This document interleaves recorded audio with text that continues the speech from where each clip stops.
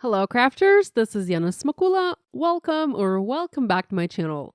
In this video, I have a quick tip for you on using glitter foam sheets. What are glitter foam sheets?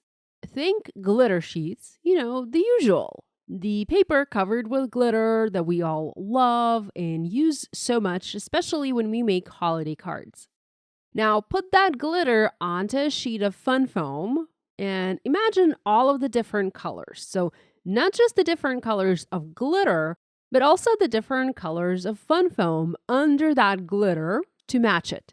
Spellbinders has a pretty good selection of glitter foam sheets, and they are amazing. They come in packs of 10 sheets, 2 colors in one pack, so 5 sheets of each color, and that's a lot of glitter.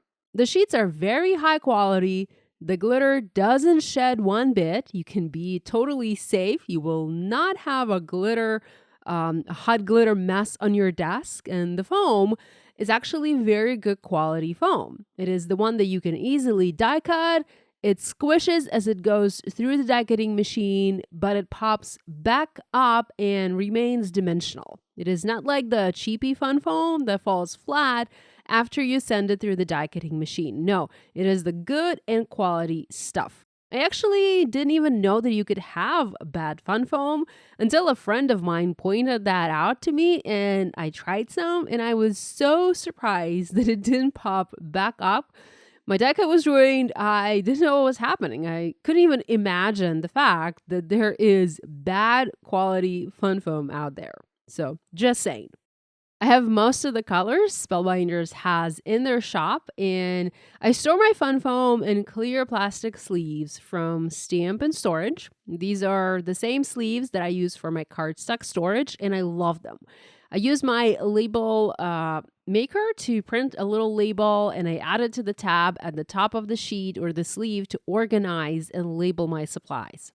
So you have the usual colors, the gold and the silver, the white and black, the red and green, but you also have many other colors of glitter fun foam that go really well together with the Spellbinders cardstock. Now, they do not coordinate with the cardstock like the DMC thread does, for example, but they do work together nicely.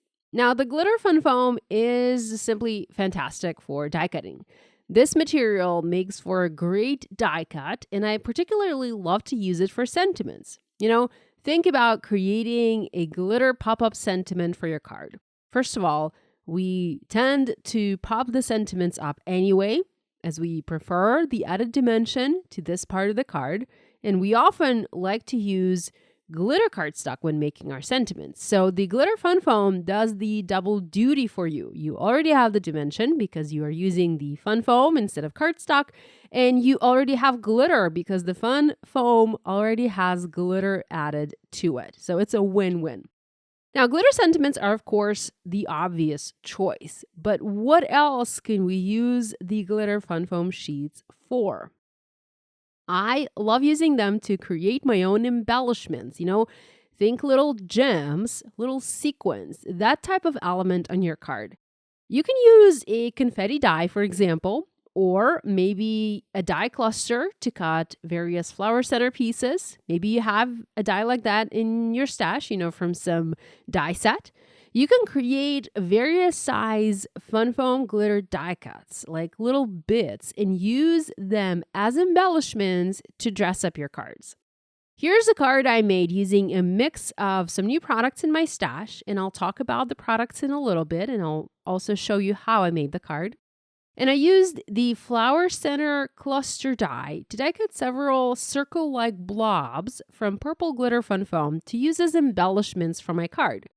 So there's that die, and here I had some leftover purple glitter foam, and I made little embellishments that I can scatter on my background to add interest and movement to my card. Now, if you think about it, this is very economical, because if you decide to use gems, for example, the self-adhesive gems, you can easily use a third of a pack here. I know I tend to use a lot of gems on my cards. I often like to go overboard. And sometimes I go through my gem packs like crazy. So this is a great alternative. It costs next to nothing if you compare the cost of glitter fun foam to the cost of gems, and you can die cut as many little embellishments as you need. Now, I'm not saying that I will stop using the self-adhesive gems or other embellishments on my cards from now on. No, that's not what I'm saying. I will, of course, continue to use gems because I love them, but I will also use these glitter foam sheets where it makes sense to make my own embellishments.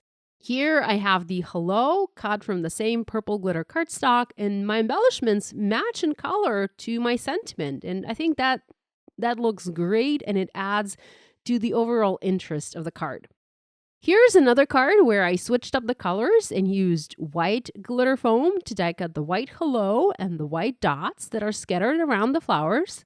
And here's another card with peach. I have the peach hello and then the peach and the brown dots. I combined 2 colors of glitter fun foam here for this card, as that worked a little bit better with the other colors and the other elements I had on this project. So that's my quick tip for you, a very cool way to use glitter foam sheets. Not just to die cut sentiments, but also to die cut your own little embellishments. Now let's go back to these cards. I used some of my new favorite supplies to make these. First of all, I dry embossed the background for these cards using the Dimensional Diamonds 3D embossing folder from Spellbinders. It is one of the new folder designs, and I love all of these Spellbinders 3D embossing folders. The designs are simply amazing, and the depth of the embossing is phenomenal. Plus, these folders are very good quality and they work perfectly well. Plus, they're a little larger, they are half a size of a letter sheet. So if you decide you want to make a bigger card, you can easily do that. I have my new Platinum 6 die cutting and embossing machine and also the universal plates system. I will say that you do need to have the universal plates system to use these folders. So make sure you pick that up. Just go ahead and follow the instructions printed on the base plate to emboss these, and look at this beautiful result. I adhered my embossed panel to an A2 card base. It is a top folding card, as I prefer top folding cards just because they tend to stand a little bit better on the desk. And here I have a new die set that I simply adore. So these are the Club Blooms dies, and this is the large die of the month from Spellbinders for January 2023. This year, Spellbinders introduced several new clubs, and I talked a little bit about them on my blog. So there is a new stitching die club. It is absolutely amazing. There's also a 3D embossing folder club. It is also very beautiful. Now, it's not this folder. It is another design. It is a floral design. I didn't use the floral design for these cards as I already have a lot of flowers here, and I wanted to have a simpler print, a simple geometric design in the background. Here, I'm adhering the word die cut hello. This was made using a die from my upcoming collection called Anemone Blooms.